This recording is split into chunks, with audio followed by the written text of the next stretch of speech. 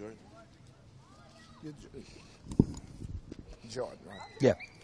You can look at me, not the camera.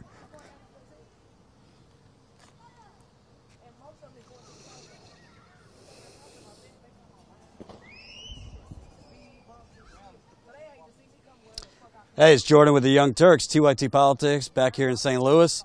And I'm here with brother Anthony Shaheed, well known in the community. And you know a lot about the corruption here, particularly with this latest not guilty verdict of another officer who got off when it was very clear to me. He said, I'm going to kill this motherfucker while chasing him. Then he killed him. 25 seconds later, he killed the motherfucker. Yeah.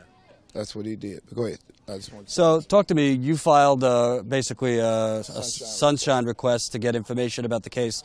What'd you ask about? Which they never gave me. I asked specific questions, and I might have one in the corner. If I do, I'll give it to you. And if not, you can go online under my name on my Facebook, and you'll see it. But I just asked them a series of questions, starting with Francis Slay, who was at that point was the mayor, and asked him what was his knowledge of it.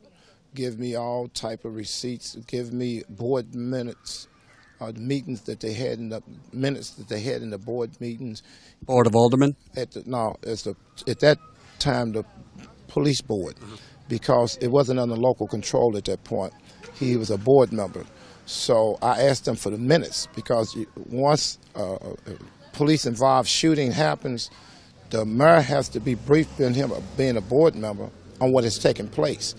And they would have gave him that pretty much right away. So by the time the board meeting happened, he would have been versed on exactly what happened, so he would have some kind of knowledge as they continue to brief him. And I had Dan Ison's name on there, and I just started asking. I asked about the psychological report for Jason Stockley. I asked for a whole lot of stuff. I only got 6 pages as of today. Today is what, the 13th or the 14th of October 2017. I haven't got number 6 pages of a police report, because they know if they would have gave it to me, I would have put it out there. About 2.5 years ago, maybe 7, 8 police came to me, or I'm not going to say how many of them, but the bottom line, they came to me and told me, Brother Shaheed, would you lead us in a prayer? I didn't think nothing about it. So we prayed. And after we prayed, they said, Brother Shaheed, we want to talk to you confidential. You can't tell nobody what it is, but as police officers, we don't feel good about this. It's been a murder. Okay, a police murdered somebody in the black community. Now you got my total attention. When did it happen? And they told me it happened in 2011, December the 20th. Anthony Lamar Smith, a.k.a. B.A. A.k.a. what? A.k.a. B.A. His street name is B.A. B as in boy, A as in apple. So they told me that this young man had got executed and assassinated.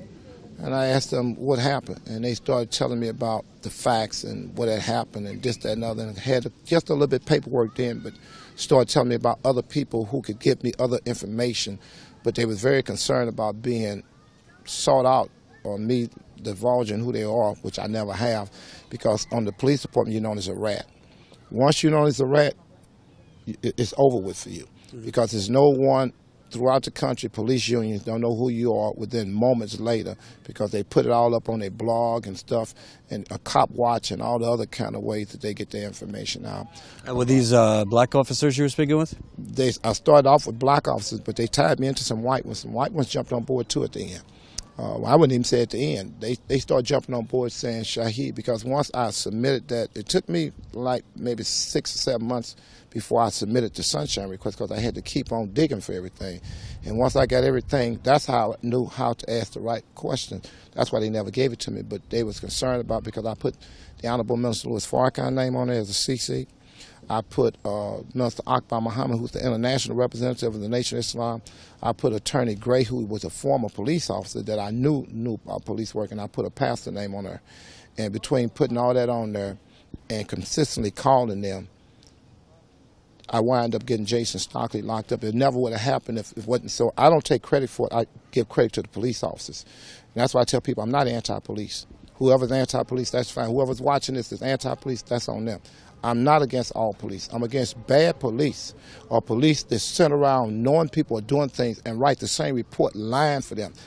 That's what I got a problem with. I got a problem with that thin blue line that they have, that if a police officer say that they're doing something that's wrong, and you address him and say, you had no business, Jordan, putting the gun on Brother Shaheed, and then he comes right behind you and write a report to Brother Shaheed as the gun. That's what I have a problem with, and this is what they do. When a police officer do something, they tell them, in the academy you learned a whole lot of things. You're not in the academy now, you're here in the streets, and this is how we do things. So when these police officers came to me and told me, the main thing they told me, and it's the only thing I really talk about now, is the cover-up. The line and the cover-up, which is worse. So Stevie Wonder has a song out talking about skeleton in my closet. And I first started talking about the skeleton in my closet on Mary Bosley's show about a year and a half, 1600 here in St. Louis, Hallelujah 16, when nobody even thought this case was going to break because they didn't think I was going to stay on top of it. But anyway, I started putting that information out because when they came to me, Francis Slay at that point was the mayor, and that's why his name is on that sunshine request. Francis Slay? Francis Slay. He stepped down. Oh, I'll take that back. He said, I'm not going to run. Jennifer Joyce, who was the circuit attorney, said she wasn't going to run. And Jeff Rankford, who was one of the biggest cover-up, was the chief of staff for Mayor Bosley, also moved on back because they knew they were getting ready to get implicated in a situation that's supposed to have been over with. Remember, this happened in 2011. When I gave this information, it was like 5 years later or 4 years later, 2016. And it was like, how the hell did Anthony Shaheed even start hitting us with a sunshine request? But he's asking questions that if we come up with this, we're going to have a problem. Now people are not making an issue about Francis Slay not being in there, but they knew for a fact they couldn't make no deals with me, they couldn't give me no money, they couldn't buy me, and they couldn't keep me hush-hush. What was their involvement that they tried to cover it up? They covered it up because they knew the implication of this was the Mike Brown before the Mike Brown. Remember, this was before 2014. August the 9th, 2014, Mike Brown Jr. got assassinated or executed. This was 3 years before then. So they was just doing pretty much whatever they wanted to before then because, it's just what you do. In St. Louis especially, this is a good place to kill a black man. You can kill a black youth and nothing happening. But they seen how dangerous it was. That's why they paid $900,000, which was no money, but they thought this was the biggest settlement that they had ever paid for a death. And then they gave this guy, which is Jason Stockley, a chance to just leave. He was able to just walk away and leave. He didn't get fired. Quit. He quit, and that's something that they wasn't talking about at first until I started talking about this cover-up. And he was able to go to Texas to make $97,000 for 3 years before I got him brought back here in his orange outfit and with that AK-47 and everything. But Francis Slay, who was the mayor of the city of St. Louis at that time, whose reputation, they knew all this was going to come out. That's how come you had the guy who's the intern or the chief of police, or acting chief of police now, Lawrence O'Toole. He was the first person that the police officer told me covered up this murder. The second person is the person that they just talked about, Lakeshaw. Lakeshaw is a lieutenant colonel. He's really, you might as well say, the assistant chief of police as of today. His role, he's not the assistant chief, but he has so much power, he acts like the chief of police. This man's reputation is known for drugs and dope on black folks. Everybody in the black community know. Let me say it, most of them know. If you're going in throughout the black community, and this is a challenge for you, Jordan, and you ask, you or Tommy, y'all ask in the black community while you're out there, have you ever heard of Jerry Lakeshaw? His name really is Gerald Lakeshaw, but they know him as Jerry. Jerry Lakeshaw. Watch, from this day forth, how many people say his reputation is putting guns and dope on black people and taking money off of them. If it's $100,000 when they come in there to do a drug bust, he might turn in $5,000, and he get it under seizures, get their cars and all kind of stuff. This is his reputation. So when they came to me and told me, say, Francis Slay, they told me O'Toole, they told me Lakeshaw, they told me a guy named Joey Speaks, and they went to tell me Jennifer Joyce, who was the circuit attorney during that time, she covered up, Callahan, who was the attorney general during that time. All these people just covered it up. The FBI, this is what they told me. And this is what made it so deep. And at first, it was like they was damn near exaggerating, like, hey, I'm going to help y'all with it, but it can't be like this. But Shaheed, this is how big this is. Did they know about the tape of him during the chase saying, I'm going to kill this motherfucker, don't you know? They told me about all that. See, but it took me a minute before I could see it. That's why I asked them in the sunshine request for all that, and they wouldn't give it to me. And what they did know, it was another tape out that with this guy named Antonio French, who's not the alderman here. We have to make it clear because it's a guy named Antonio French who's the alderman here. We're not talking about him. They didn't know it was another tape out. So what wound up happening was they wind up seeing that one along with an all-star that most people haven't seen yet. That's why they don't want to give me this sunshine request, because on that all-star he had a rental car. And when they rammed the Jeep or SUV or whatever they was driving into Anthony Lamar's car, it exploded. And when it exploded, they got him on there saying, please don't kill me, don't kill me, don't kill me. You know, Anthony Lamar Smith was saying that. Lamar Smith was saying that. The bottom line is they executed this man and they covered it up. And that's what I'm constantly on, and I'm not getting up off of this. Like they thought that I wasn't going to get Jason Stockley locked up, and it took me damn near 7, 8, 9 months to do that. I strictly talk about wherever I am, about the lying and the murder and the cover-up. Because to me, that's just as bad as the murder, that you would lie and cover it up, and you would have all these different departments, agency, branches that are covering this up to this day and knowing they're covering up. And that's why, for the most part, you know, when I first walked out, the first thing you should have known, or anybody when they see me, whether they respect it or not, that's the guy that got this case broke open. It's a reason why most people don't know I'm the one who broke the case, because they're concerned about me study talking about this cover. And that's why they kind of throwing things to everybody else and don't want to hear from me, because they know I'm not going to stop talking about this cover-up and this lying and how they murdered this boy and how they protected him because he was a graduate of West Point. They thought it was a good hit. He had been in Fallujah. He had been in Iraq, and they thought it was a good hit. But the reason I asked the question number 4 was his psychological reports. Give me any kind of memos or documentation on that, because they knew for a fact that psychiatrist told them don't hire this dude. Jason Stockley should not have been hired. He should have never. It should never happen. It's a movie that used to be years ago called "It's a Wonderful World," and in this movie, this guy was never born. After about 15 minutes after the movie started, the rest of the hour and 45 minutes was that he wasn't born. So if I wasn't born, I wouldn't be here. It was like Jason Stockley. If he hadn't never got hired, me and you wouldn't be here now, Jordan, doing this report or doing this live streaming or however you're doing it, because it never would have happened. And you heard from the police officers who were talking to you. Remember, I did not break the case. They brought it to me. I'm the one who ran the ball into the end zone, because they knew if they ran the ball into the end zone, they would have been marked. Just like what they're doing to Sister Sergeant Heather Teller right now as we speak over the black police department here, the Ethical Society, the Black Union, the way she's been ostracized, the way Kim Gardner, who's the new circuit attorney, who came after Jennifer George, this crooked woman, how this new black woman, how they're attacking her now, because other law enforcement agencies don't supposed to tell nothing on each other. This is a code of blue. This is just a code of conduct. They do not talk about each other. And if you ever divulge any information on another police officer, you're known as a rat. Once you hear the word rat in the police department, the outside world don't know much about it, but in the police department, once you're known as a rat, you're really setting yourself up to be murdered, because they have an orange button on their radio. And when they push that orange button, that means an officer in need of aid. They can come as far as from East St. Louis. I don't know if you know the geographical areas here. They can come in any 92. They have 92 municipalities here in the city of St. Louis. They can come from all those municipalities. They don't have to stop coming until that orange button is pushed back saying everything is okay. When you are a rat, you push that orange button, you better not be looking for nobody to come to help you. They will leave you straight out there. And this is the history of this police department, because what they don't want is nobody telling the truth on them. And that's why they're so concerned with Sister Heather, Sergeant Heather Teller. What did she do? When she's been on this thing from day one, she's been out making announcements and being in the courtroom saying before the verdict was out, from everything that she done seen and what police work is about, this boy should have been locked up, no questions asked, hands down. So they got a problem with her, a major problem. And this is just something that, and that's not the only thing she's been doing for years. She's been speaking out on the injustice that's happening in the black community, but also in the police department, and how it's a disparity between black and white officers. And when a black officer do something, they body slam him. When an white officer do something, they smack him on the wrist, or maybe nothing happens to him at all.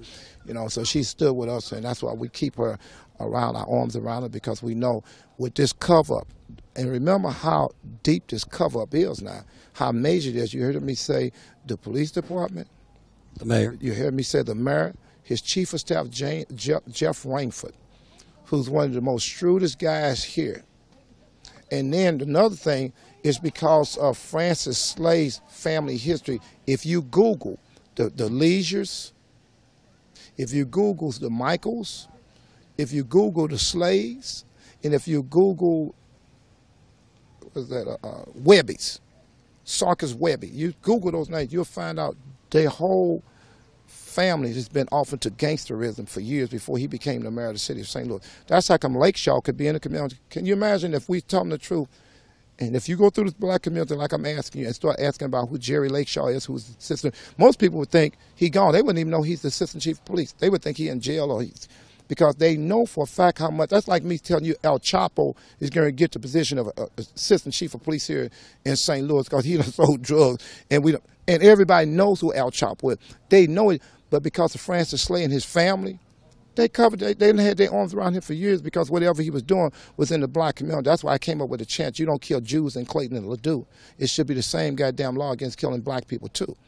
You don't go out there shooting them and killing them and just getting away with it. Why are you coming into our community and wreaking havoc on us? Why are you doing it? And then why y'all come? The worst thing is why are you covering this stuff up? It's the cover up that's worse, and the lying that you would lie. That's why they don't want to give out none of those transcripts, and they don't want to give out none of that information that I've asked them for under the sunshine request. The reason they have not given it to me in over 2.5 years is because of that reason and that reason alone, because they know if they give it to me right now, I wouldn't be talking to you. I would be showing it to you right now saying this is, so they haven't given me anything. And that's the police department you requested it from? And circuit attorney. I asked Jennifer Joyce before she left. And she sent something in writing, said she's going to get it to me in 30 days. They would get back with me. It's been 30 days, time 30 days plus 30 days around there. They're not going to give me that because they know they can't keep my mouth shut. And another thing, they can't buy me. They know they can't control me. They can't buy me. And one of the worst things in the world, they know I'm not going to burn up nothing. They know it. They know I'm not going to shoot nobody. They know I'm not going to tell nobody to shoot nothing.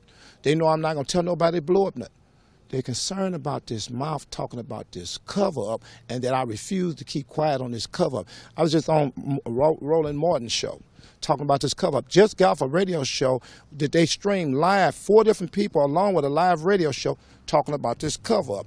Just was on Carl Nelson's show around the whole entire country talking about this cover-up. What's the name from the Young Democratic up there? Amy Gordon has just reached out because I'm coming on there talking about this cover.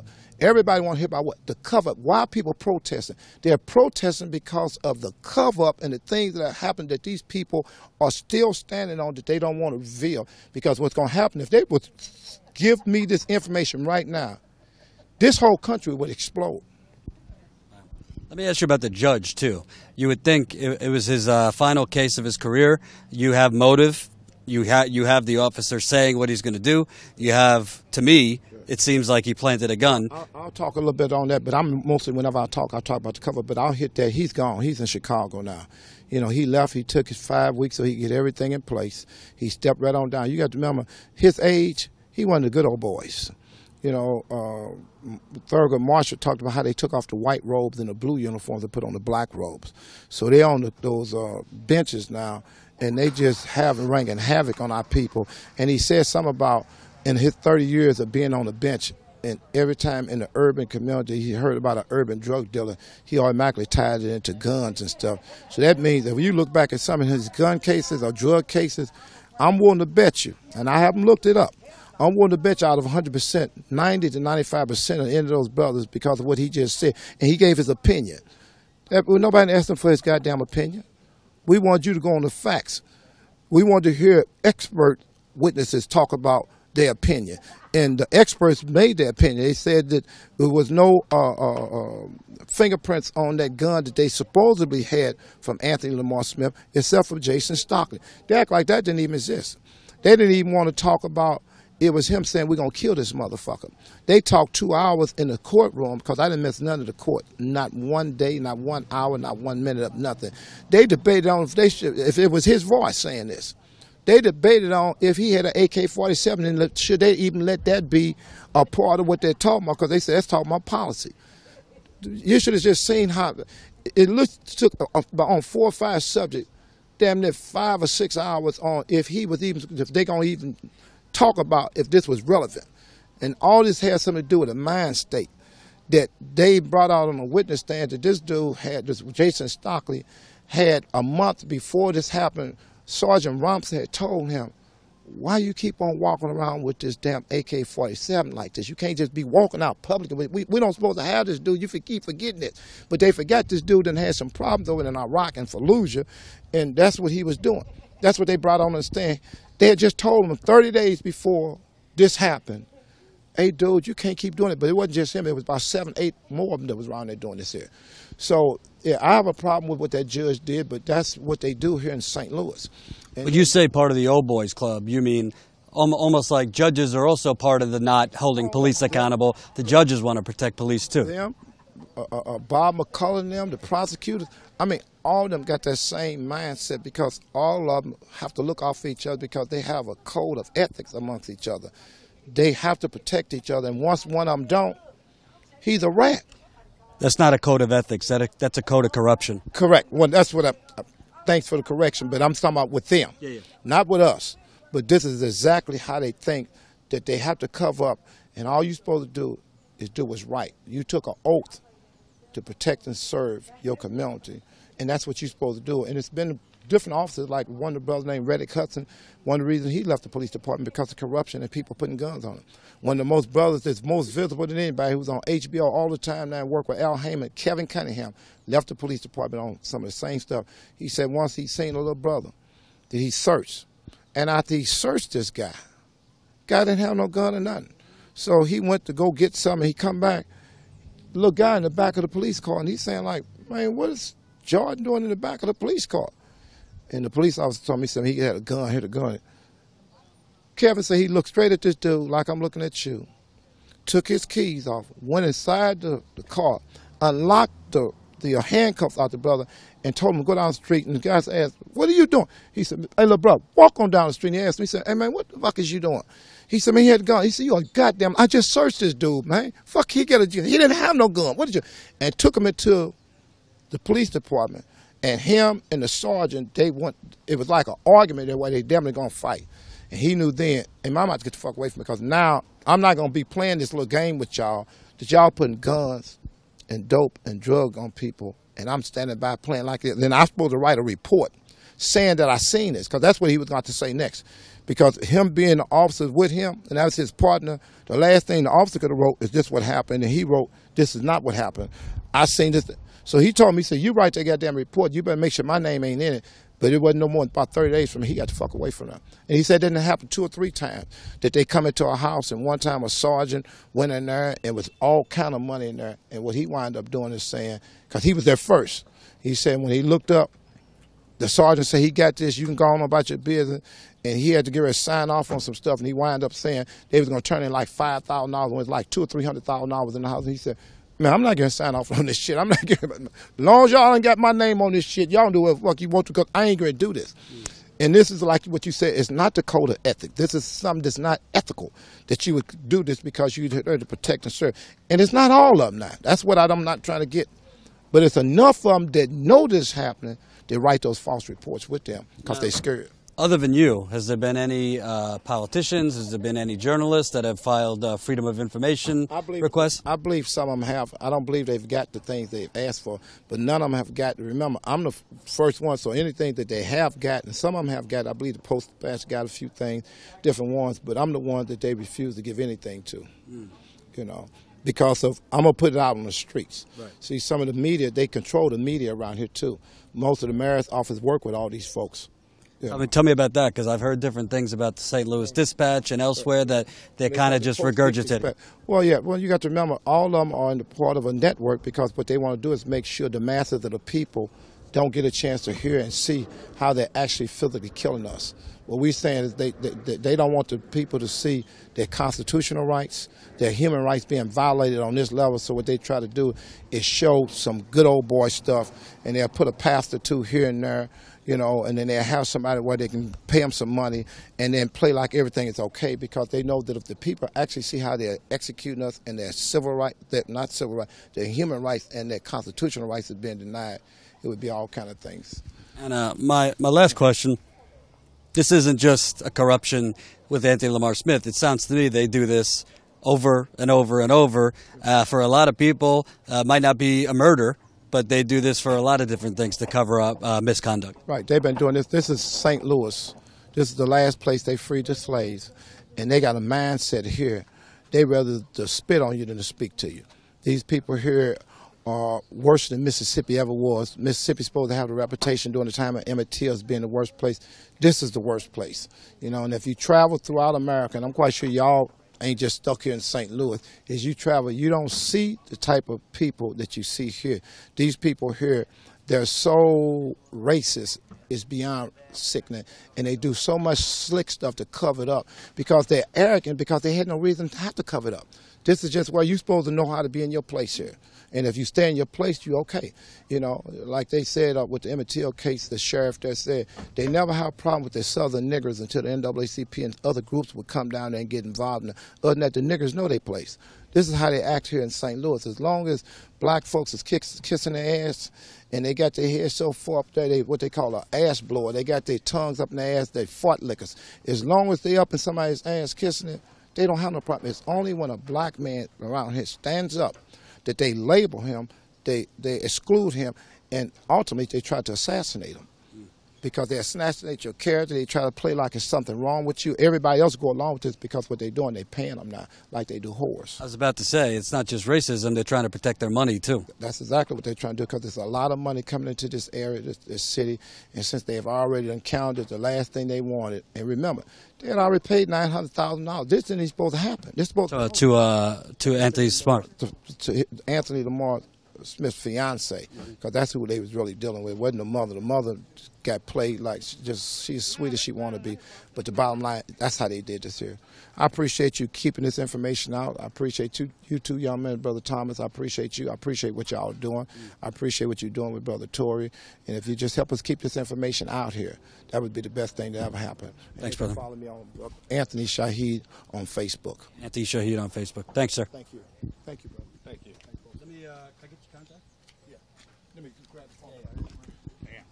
Dog. We gotta. This is gonna be the